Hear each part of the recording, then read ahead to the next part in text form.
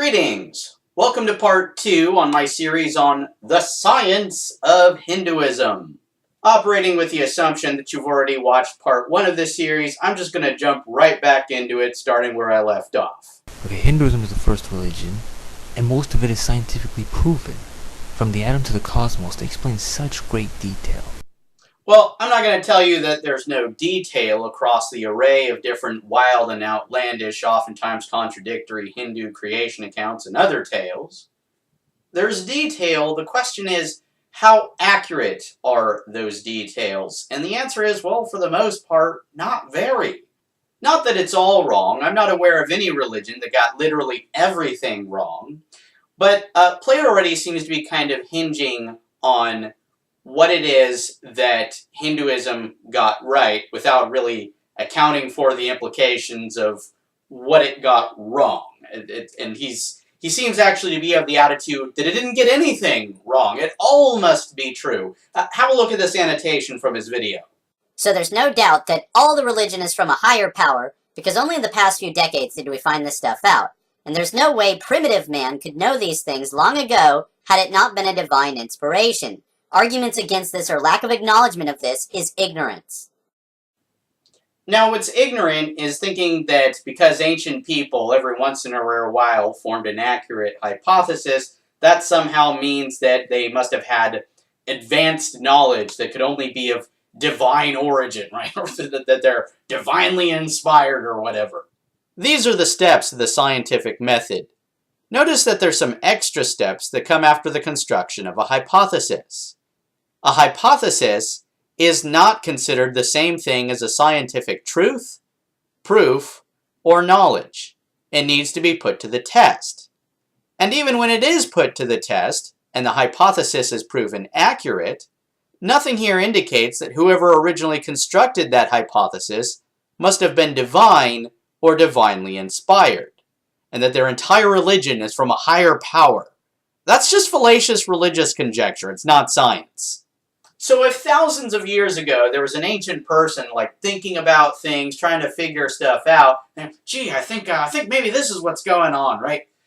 If thousands of years later we put their hypothesis to the test and determine, oh, they were onto something, well, nothing about that would indicate that they had advanced knowledge that could only be of a divine inspiration or whatever.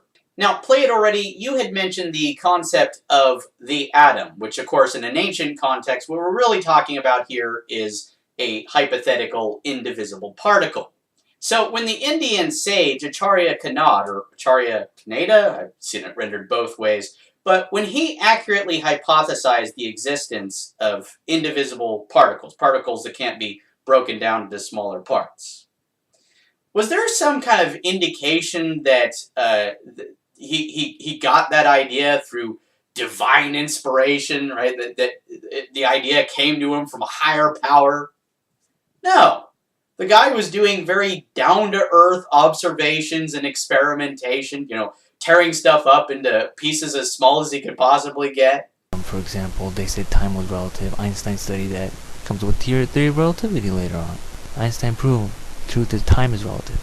Actually, Einstein did not prove that time is relative. What Einstein's known for is writing down equations and making predictions. It's other scientists who came along and did the experiments that put Einstein's predictions to the test, either validating or invalidating them. Sometimes Einstein was right, sometimes Einstein was wrong. Now, the stuff about time being relative, that is evidently something that Einstein was right about, but it's not like he's the first person to put forward the idea. People were actually talking about relative time for quite some time prior to Einstein. Suffice it to say, you don't need to be divine or an Einstein to hypothesize the existence of relative time. But I decided to look into what association Hinduism has with the concept of relative time, and I came across this story about a king who accidentally travels to the future. In this story, the king is trying to find a man that he'll think will be good husband material for his daughter, right? He's just really having a hard time finding a worthy husband for his daughter. So he decides to use his supernatural abilities that he apparently has to take his daughter and travel with her to the divine realm of the god Brahma to get some extra help.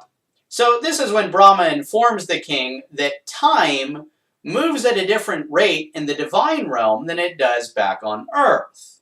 So the king finds out that while it seems like not much time has passed since he left Earth, several generations have actually come and gone, and everyone that he knew that he left back on Earth, well, they're all dead. This also means that several men who would, actually be worthy husbands for his daughter, they've already come and gone. They're all dead.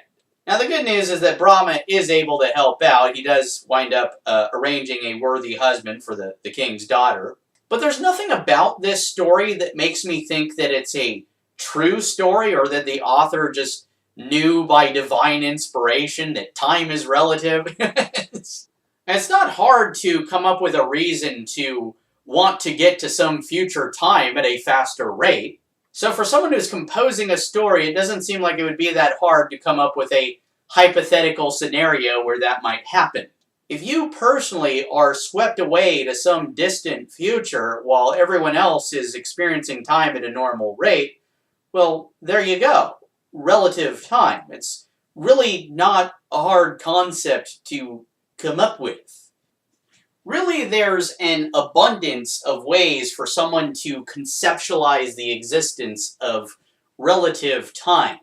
Take, for example, when I'm at work. Sometimes it feels like, this is awesome. The day's going by so fast. I get to go home soon. There's other days where it feels like, man, this day is just dragging on. I can't believe there's still hours before I get to go home, right? And, sometimes me and the other employees will disagree on how fast time is moving. One person might feel like, oh, this day's just dragging on. It's taking forever. The other person's like, what are you talking about? This day's going by so fast, right? It's that easy. It's that easy to come up with the concept of relative time. Evidently, some of the ancients did it just, making basic observations of certain aspects of nature, like the sun, for example. Because, of course, in ancient Egypt, there was this conception that the sun god lived an entire lifetime over the course of only one of our days. Right? Because the idea was that the sun would die every evening and be reborn every morning. So there'd be these depictions of the morning sun as a child, whereas the evening sun would be depicted as an old man who dribbles at the mouth.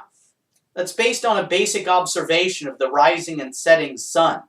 On the other hand, the sea god over there has been there for many generations. It's seen many human lives come and go. To that sea god, human life must seem like a very fleeting thing. But there's a couple other things. This so-called caste system. Ah, yes. Let's talk about the caste system in my next video. So, to be continued, I hope you all enjoyed this video. If you did, please give it a thumbs up and share it with other people. If you're interested in watching my future videos, please subscribe to this channel if you haven't already, and I'll see you all in the next one. So have a good one, guys, and peace.